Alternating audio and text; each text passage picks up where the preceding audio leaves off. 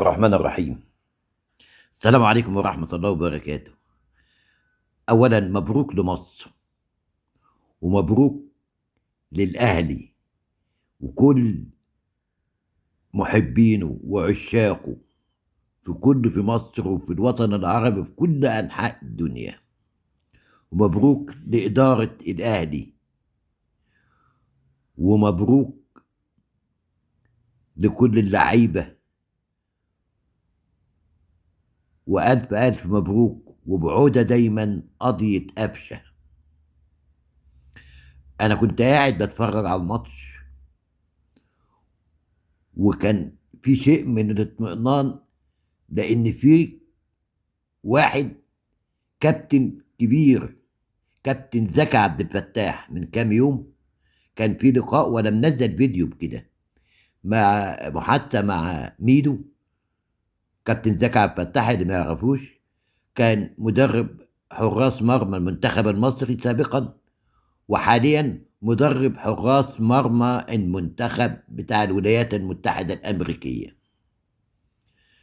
طبعا أنا هسمعكم هو قال إيه، وصف الماتش قال. تعال نسمع الأول وبعدين أفسر لكم هو كان بيقول إيه.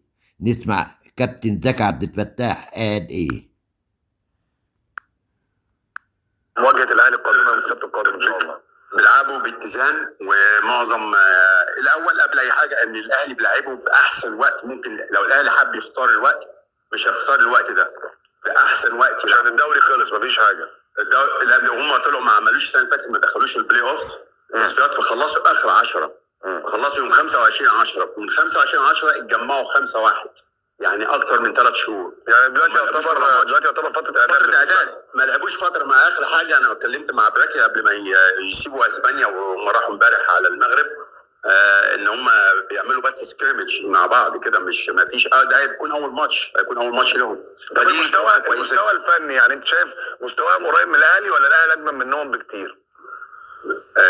لو الاهلي بيلعبهم مثلا في نص السنه وهم جاهزين بدنيا، هقول لك 60-40 لصالحهم، لصالح سيالة.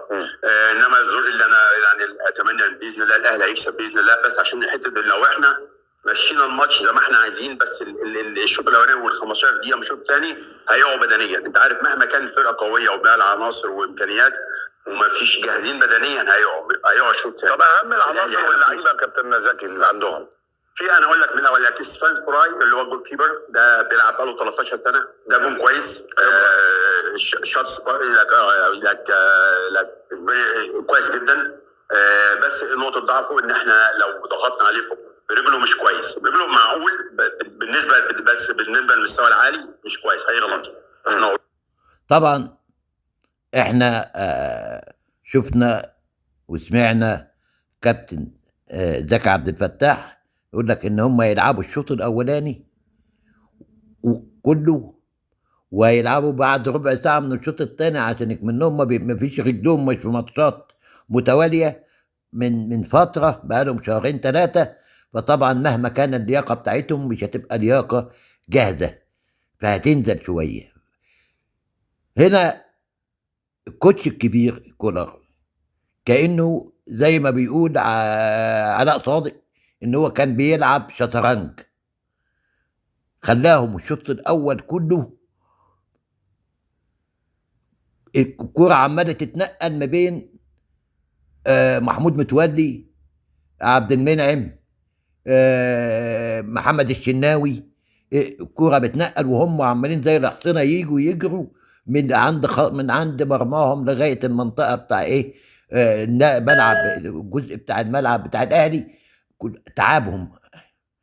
وجي في الشوط الثاني ربع ساعة في الدقيقة 65 حس كولر بان خلاص هو بقى اجهدهم، يعني هو اللي اتحكم. يعني من الدقيقة 65 للدقيقة 88 انت عارف كان الاهلي نسبة استحواذ 72% و28، يعني هم كان 23 دقيقة دول من 65 من ساعة التغييرات وبدأ يغير. ولو لاحظت حضرتك اللي بيفهم ان في الوقت من 65 لغايه الدقيقه دي جت 3 فرص، وكانوا القفشه ما حصلوش جوه الماتش كله. وكان موجود لما غير دلوقتي شال مين؟ شرتاو، وطلع محمود كهربا، وطلع طاهر، فجت 3 بقى. كان ال3 اللي هم نزلوا قفشه،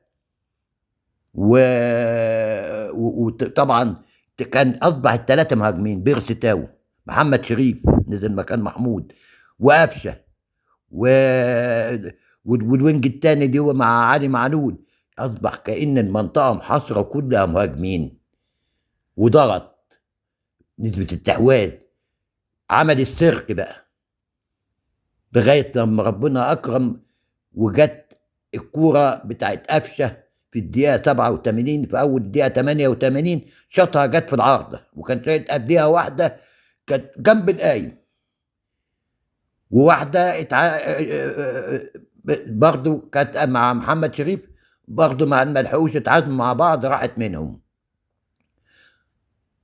رجعت بقى، مسكنا اعصابنا في كام ثانيه من الفتره من ساعه ما جت في القايم لغايه لما جت لرجل قفشه، ان كان 4 ثواني 3 ثواني، كله كان بيقول لك ايه الحظ ده؟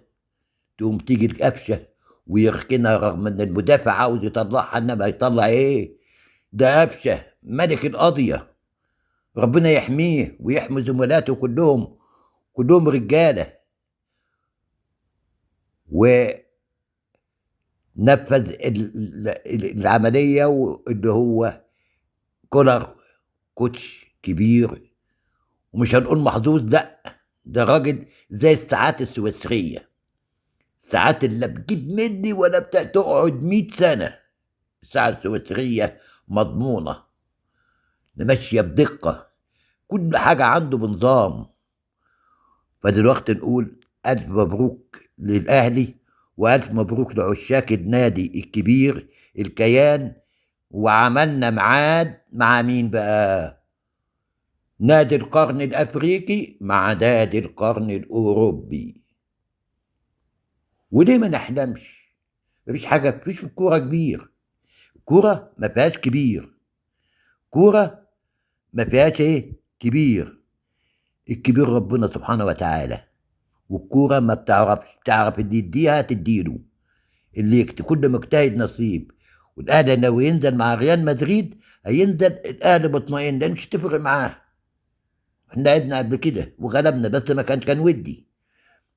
لكن انت بتلعب اعصابك هاديه، هم بيلعبوا خايفين، خايفين على اسمهم، فيهم اسرع ناس، اسرع وينج واحسن حارس مرمى في العالم، وهدافين، وشوط من بعد، وسرعه في كل حاجه. فطبعا هنقدر دلوقتي ربنا يسهل ونحقق اللي هو عايزه ربنا، وربنا يكرمهم. والف الف مبروك، والى اللقاء في حلقه جديده من قناه محمد الحشاش، والسلام عليكم ورحمه الله وبركاته.